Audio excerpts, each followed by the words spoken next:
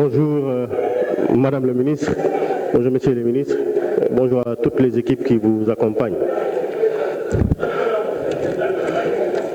Alors, sur les symboles les plus répandus de la justice, il y a une femme, les yeux bandés, en gage d'impartialité. Je vous aurais juste demandé de ramener votre visage pour être ce symbole-là de cette justice impartiale. Mais il y a à côté de cette bonne dame, les yeux bandés, il y a le glaive.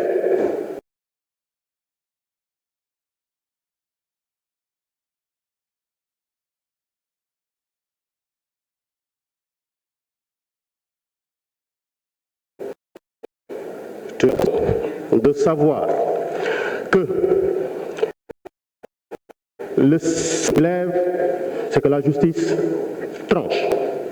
Mais la balance dit, il faut toujours trancher dans l'égalité, dans l'équité parfaite, dans une bonne distribution de la justice. Et ceci, comme on le dit, avec le gage fondamental de l'impartialité. Et la justice est un bien de consommation courante, pour la bonne et simple raison que tous nos contentieux sont amenés devant le juge et fondamentalement ça ne peut pas manquer. Voici pourquoi à l'origine de la création de l'État, il avait été mis en place effectivement un pouvoir judiciaire qui devait trancher les litiges. Aujourd'hui même, on évolue vers ce que l'on appelle un droit mou dans le dénouement des litiges avec ce que l'on appelle la médiation. Et c'est l'occasion pour moi de parler peut-être des maisons de justice et de dire que Thiès n'en a pas. Est-ce qu'il est probable qu'on puisse en avoir à Thiès des maisons de justice? Je parlerai du prétoire du juge et je parlerai de cette distribution de la justice. Pourquoi? Parce qu'il y a un des axes du PSE, à savoir l'axe 3, qui parle de la gouvernance, des institutions de la paix et de la sécurité. Tout ceci tourne dans l'élément de la justice. Il y a au Sénégal 37 établissements pénitentiaires pour 46 départements. Et on sait la superficie du territoire national et les grandes distances qui séparent le citoyen par rapport au centre de distribution de la justice. Parfois donc, si cette couverture n'existe pas, on demande comment le citoyen il fait, s'il doit payer plus que sa dépense quotidienne, plus que le prix de son carburant. Si l'on sait la longueur de traitement des dossiers, comment il fait, lui, le citoyen qui habite loin, là où il n'y a pas tout de suite devant sous sa main un lieu de distribution de justice, comment il fait? C'est pour plaider, en fait, pour moi, cette couverture du territoire national en termes de dispositions pour permettre aux citoyens de pouvoir accéder à la justice. Je me suis amusé à réfléchir sur l'évolution de la population carcérale, Madame le ministre. Vous savez, en 2022, nous avions dénombré, je parle même en 2021, 11 335 détenus. On est à 13 900 aujourd'hui, soit 2 565. Ramené par an, ça fait 641. Alors, la population carcérale du Sénégal en 2011 était de 7 611. En 2012, 8 428. En 2000, c'était de 4 891. J'ai essayé de faire des ratios. Et cette population carcérale en 2000 nous donnait 48 sur 100 000 habitants. En 2012, ça nous donne 64 sur 100 000 habitants. En 2024, ça donne 77 plutôt sur 100 000 habitants. Est-ce qu'on commet plus d'infractions? Est-ce que l'État est devenu plus répressif? C'est des questions que l'on peut se poser et c'est des questions sur lesquelles nous sommes en toute légitimité d'attendre des réponses, Madame la ministre. J'en viens, le bien nommé M. Moustapha Ba, pour la bonne et simple raison que vous deux êtes des acteurs de la justice. Parce qu'il y a au Sénégal une procédure qui est organisée et qui est sous votre main, la CENTIF. Alors, il s'agit donc de la loi sur la lutte contre le blanchiment de capitaux, article 16, disons, et l'article 16 donc, de la loi 2004-9 du 6 février 2004 disait ceci. Cette cellule reçoit donc des assujettis, des déclarations de soupçon de blanchiment de capitaux en relation avec le parquet. Donc, des réponses doivent y être apportées. Et on cite toutes les personnes qui sont concernées et qui doivent être des sources d'information.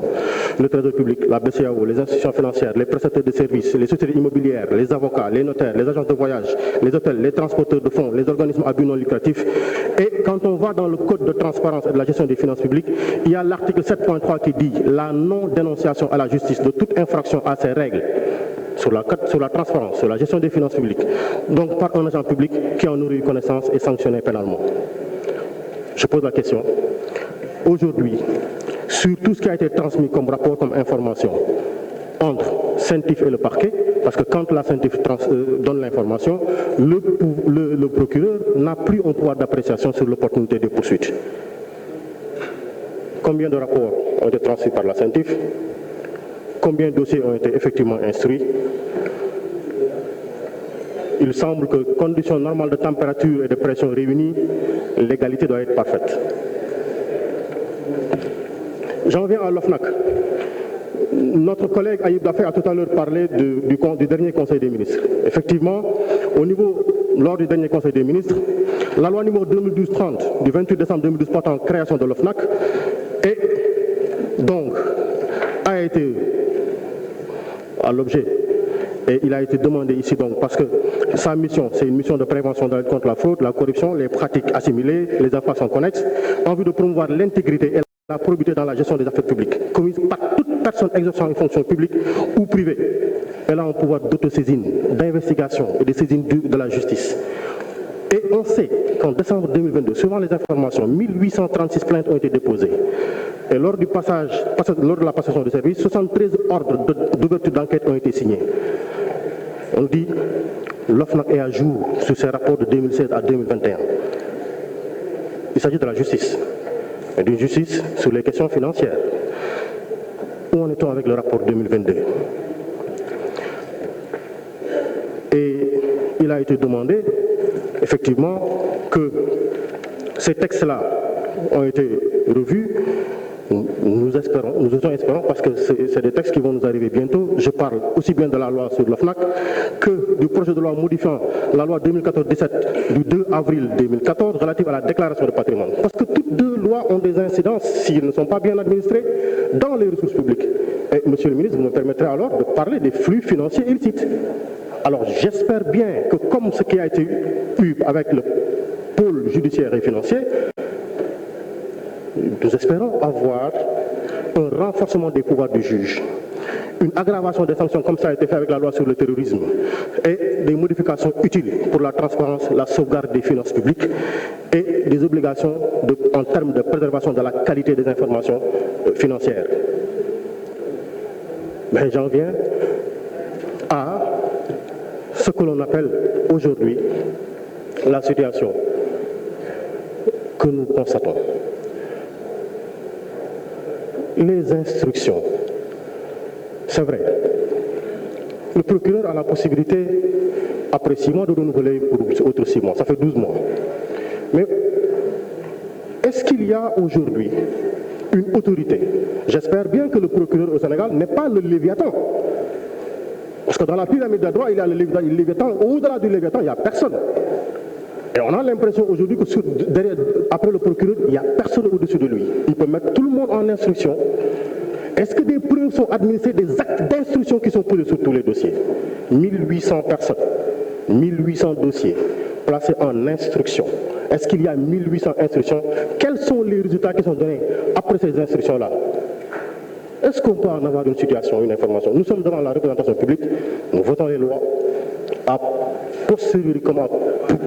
priori comme a posteriori, nous devons en avoir des informations.